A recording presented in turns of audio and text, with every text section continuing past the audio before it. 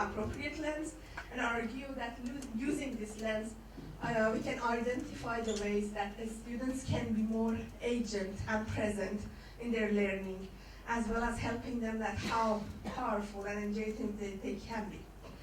So, what is this framework that we are talking about? The name of the framework is transformative. Sorry, what happened?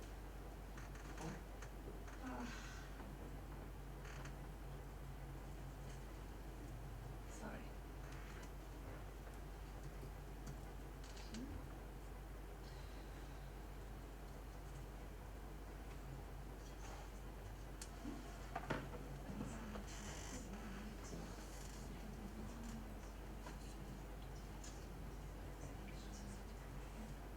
I'm so sorry.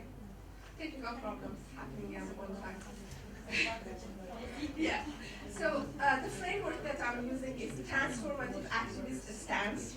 It is being proposed by Anna Etsetsenko.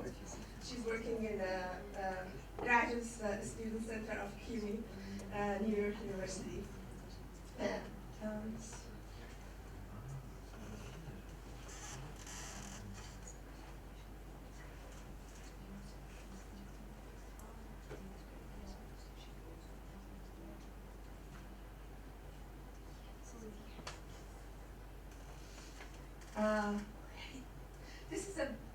This is her reading of cultural historical activity theory, suggesting that it is directly true and in the process, rather than in addition of people constantly transforming and creating their social world, that people simultaneously create and constantly transform their very life.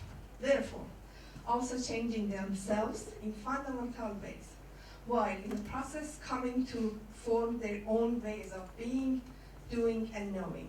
So it places collaborative, transformative practice carried out through unique individual contributions to the practice at the very core of human development and social dynamics.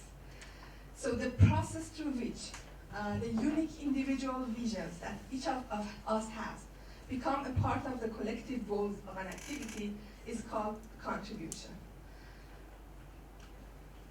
Think about it, the individual ways of our contribution, participation, engagement with activity, with our own goals, visions, ideas, become parts of, when it becomes part of the activity, we have made a contribution to that activity.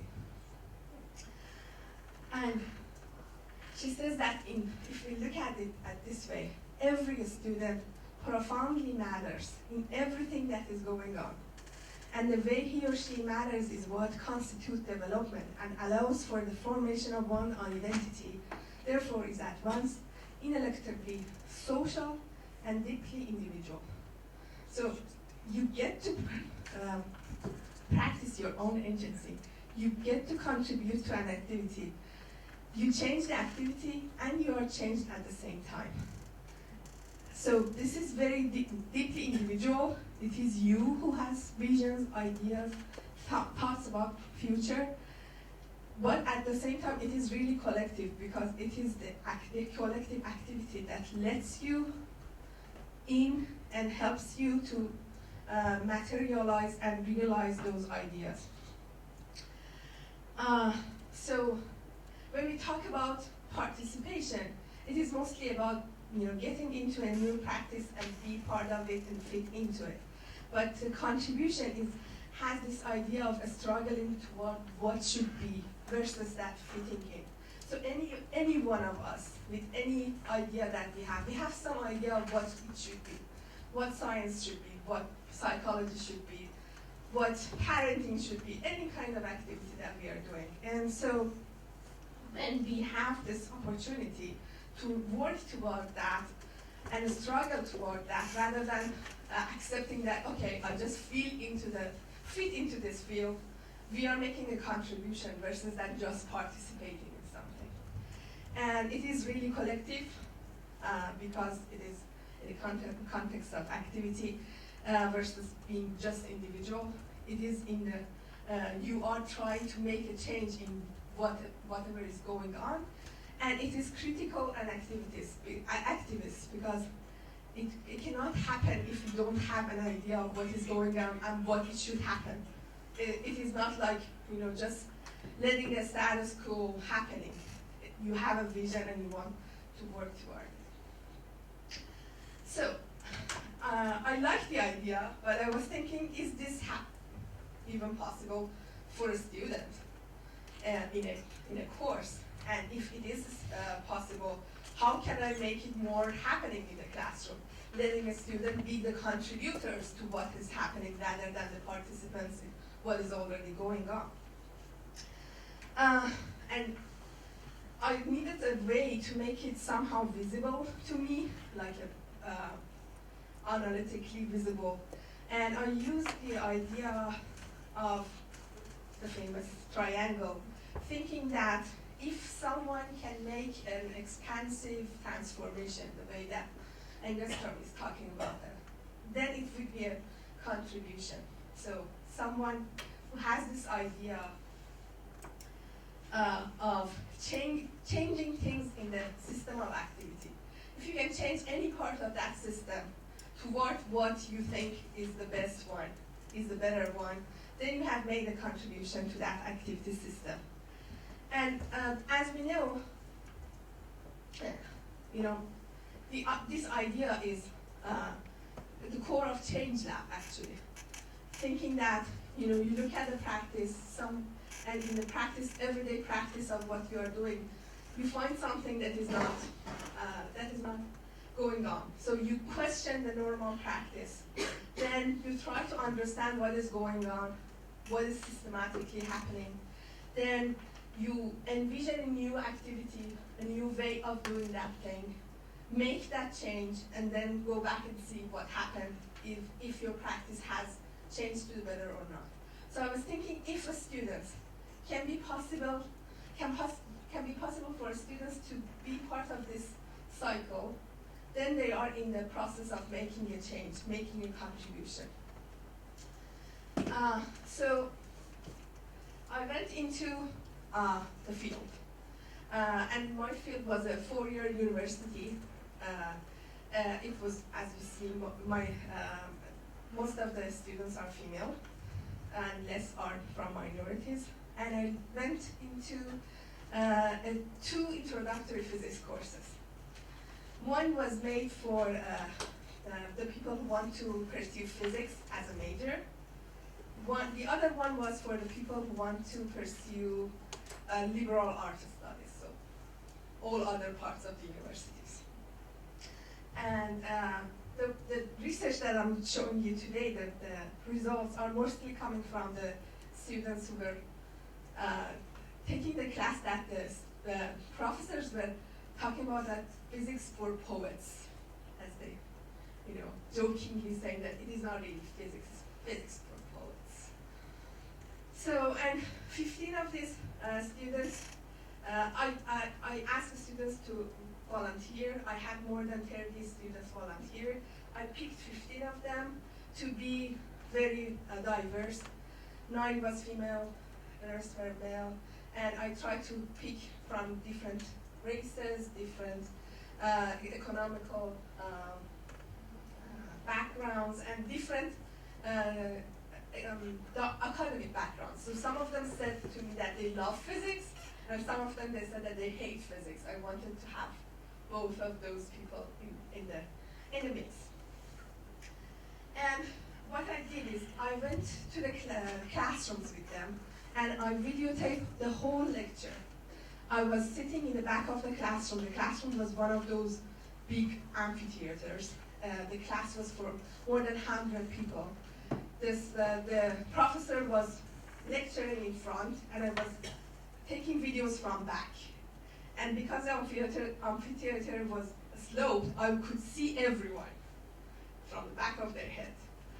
And then I look at those videos, and I found moments that were really funny, or something was happening. So you can, you can guess that I would see people taking naps. I would see people, working on their homework, playing games, being on Facebook, talking to each other, everything. I could see everything in the classroom. So I look at all the videos the day after that I was taking them and take those moments out of that videos, making like a change lab, making those videos out to use as a stimulus, as a first stimulus for the students. Then I had some interviews with those 15 students. Sitting with them, I described the activity system triangle to them and asked them to look at the videos with me and try to say, try to describe what's happening with the triangle. So if they say that, if they see something is not working on or something is good, how do they describe it with this model? So the model was actually just a heuristic tool to help them look at the practice from a big picture, rather than just saying, oh, the class is so bad, we don't like it. And at the end, we had a group conversation with everyone, saying that, okay, now we know what is not working or what is working in your class. How else could we have a physics course?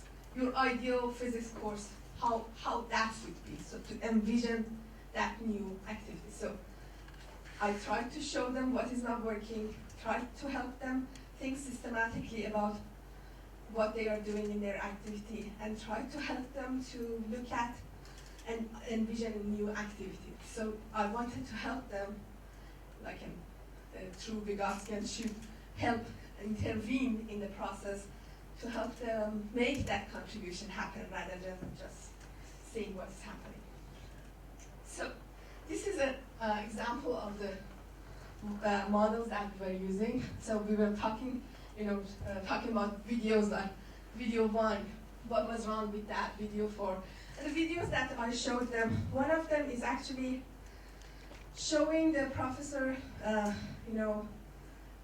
doing, someone asked them, so what? Why should we learn that? And the professor just says something silly and doesn't answer the question.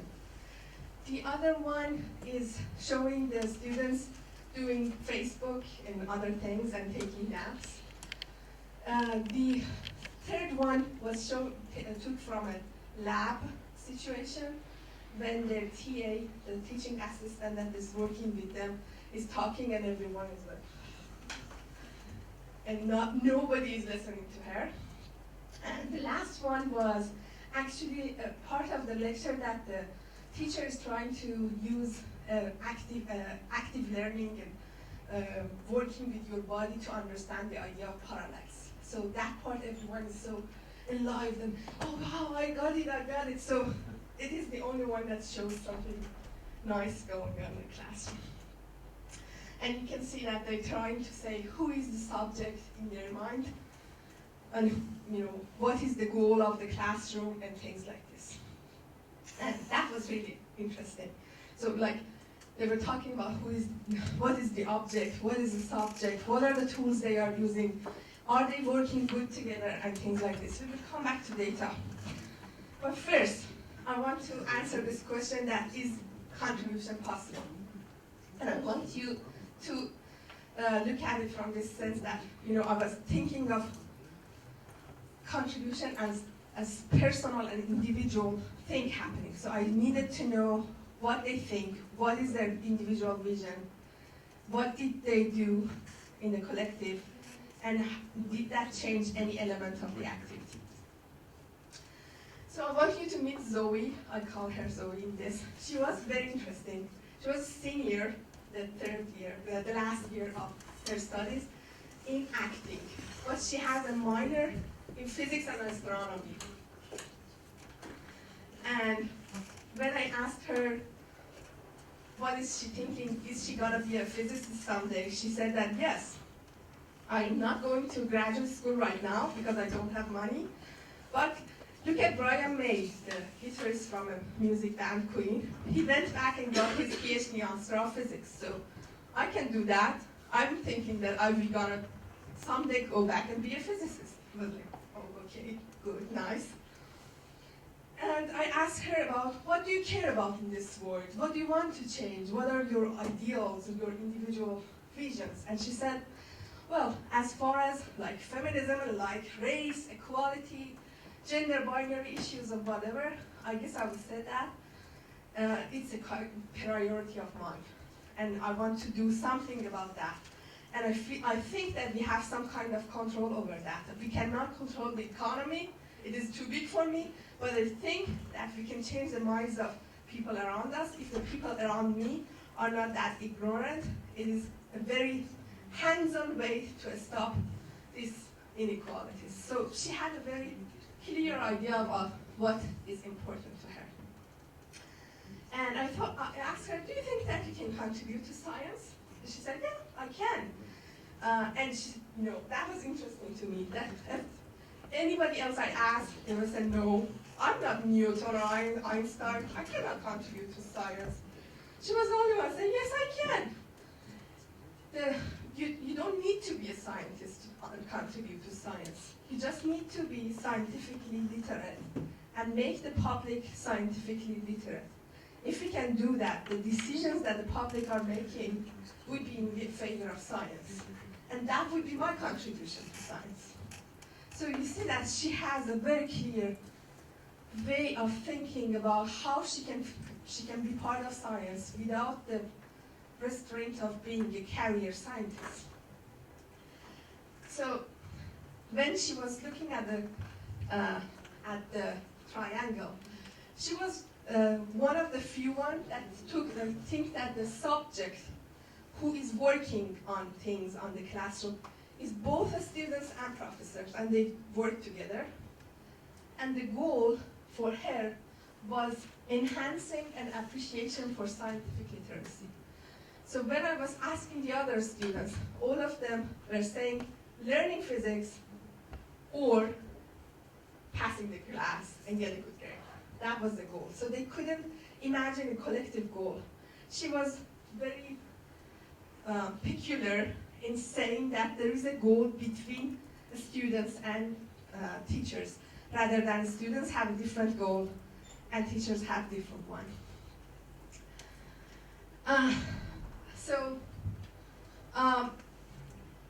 It was really interesting. I asked her that what is, from those points that you see on the triangle, which is the most important one for you? And she said, in this classroom, we don't have a community. We are mostly first and second year students. Nobody knows the other one. Nobody knows how to do things. We don't have any sense of community. And I asked her, oh yeah, wow. And she said, well, I did something for that. And I said, wow, what did you do? I made a Facebook group for the classroom. I was like, oh, okay, can I be on that Facebook? And she said yes. She granted me access to that group. And I was the fly on the wall, watching them, what were they doing at that. So she was using that Facebook as a tool to make a community. So if you can read the first comment, which is long, she's adopting one of the pieces of Lord of the Rings, talking about physics. That don't be afraid, we are all together. Today is not the day that we will fail. We can do this. And she was helping others to study. So that was really interesting to me, that she was actually turning Facebook to a kind of zone of proximal development, a place that the peers who knew more were helping the ones that feeling not that competent in a way. So they were asking questions and answers, and the people who were, so half of the class were actually part of that Facebook group, and everybody was helping. So someday, like Melanie was helping, someday Perma was helping. It was going back and forth. It was not always, a set of people who help and the other ones that are using that. And they were always introducing new tools. There is that video, that YouTube video you can use. If you didn't understand the professor today, there is a better lecture there. If you didn't know how to this question, there is some answers, or there is a way to do it this way. So she actually, in my mind, she was really doing it, she was really contributing to the activity. She was changing the community in a better way, and she was introducing new tools to do whatever they were using. And just show me that it is possible for students to have this idea of an agency of contribute. But some must say that she was an anomaly, and that cannot happen in other classes, that there is no Zoe there. But what I want to argue is that the process of having this conversation, this change lab-like kind of conversation, actually helped others to be part of that process. So if you look at this conversation, they were talking about the object of the activity. That was the most heated one, because that was determining that the students are in this way, in this part, and teachers are there. We are not the same. We don't have the same object, never, ever. They want us to learn, we don't want to learn. We actually want the grade, and pass the course and go away. And it started like that, saying that it's a grade. Object is a grade, don't talk about it. Zoe came in and saying, no, there can be another object. And they tried to talk to each other. And a lot of talk pursued. And so what was interesting was that, when you look at the activity from that point, you would see the professor as a tool. They would say that we are the subject. Our goal is to pass. Professor is a tool. And there are better tools, like videos on the YouTube, Khan Academy, this and that. And it was so obvious that why they are using computers at the lecture. The computer was helping them better than the teacher. And they would see no collaboration, no shared activity between them. But then, and they would see that the rules that we are making for that contribution, because there is that activity, is actually telling them that what you do in the classroom is to be quiet, don't ask questions, and don't let the pace be disturbed. That's what your role is. You don't have anything collective to do with others. The best thing you can do for others is not to disturb. But these ideas was contested when we were talking to each other. And someone if you look at the data, you will see that they will say that we know what we want to do. Physics is not related to us. And we just want to get the grade and go. Zoe came in and said, you are too young to know what you want to do. And you will change your ideas. I started as an acting major. I never knew I want to do physics. Now I think I would like it. So at least what you can do in a class is to think you might need it in the future. So there is another goal, there is another object. And she started to talk about many other ways that physics can happen. There are a lot of science festivals in the city. There are a lot of resources you can use. There are a lot of people like Neil deGrasse Tyson, Carl Sagan you can use. And she started to remind the students of the interesting things about science, and little by little they started to change and say, oh, well, yeah, you're right. There could be another object in the classroom, rather than just getting the grade. And you can see that after a while, one of the students, like Melanie, started that, I think, yes, you're right, and no matter what class you take, you can relate it to what you do. I'm gonna be a teacher, I'm gonna use this. You're gonna be a financer. Physics can be important in finance, or at least the ways that physics is working is important. You are going to be a journalist. Physics can help you understand what are you getting back to the community. And they started to imagining new ways that can be related, can relate that course that was so out of the mind to something that can be part of their lives. And they were started to saying that, we can have more things like Facebook, we can have blogs, we can have things that help us, bridge between what we are doing right now and doing it better. But the most interesting thing that happened was this group interview that they were talking to each other and helping each other to understand there should be a new goal, we can do it better, happened at the end of the semester.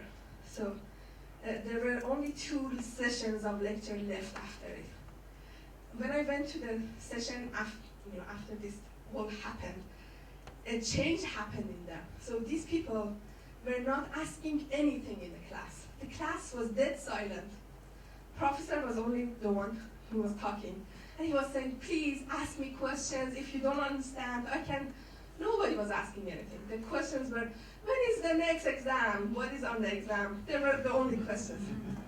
And after this conversation that we have with these people, these 15 people, 5 of them started asking questions about the content and started asking good questions. And I was like, wow, what's happening? And I was taking field notes, and it was interesting that they started to answering each other questions. So one of them, Larry, asked something, and Vivian was not waiting for the professor to answer. He was saying, I know why, this is what, this happens and that happens. And I was very, impressed. I answered, I emailed them and said, what happened, guys? You were so quiet the whole semester, what happened? And 3 of them answered back, and the answer was this. The subject suddenly became more interesting. So I think that was very, very interesting to see that just having the conversation about what are we doing and who is responsible for what is happening, what is our shared goal, or something like cultivating a personal sense of what is happening in this activity that is related to me, my goals, my visions, can help the students at least feel the relation between science and what they do and be part of it in the way that Zoe is talking about. We don't need everybody to be a career scientist, but we need everyone to be part of science because scientific decisions are changing their lives and shaping our lives. And something like a climate change is happening that all of us should be part of. And I think maybe looking at what we are doing in the class from the lens of contribution could help us. Thank you very much.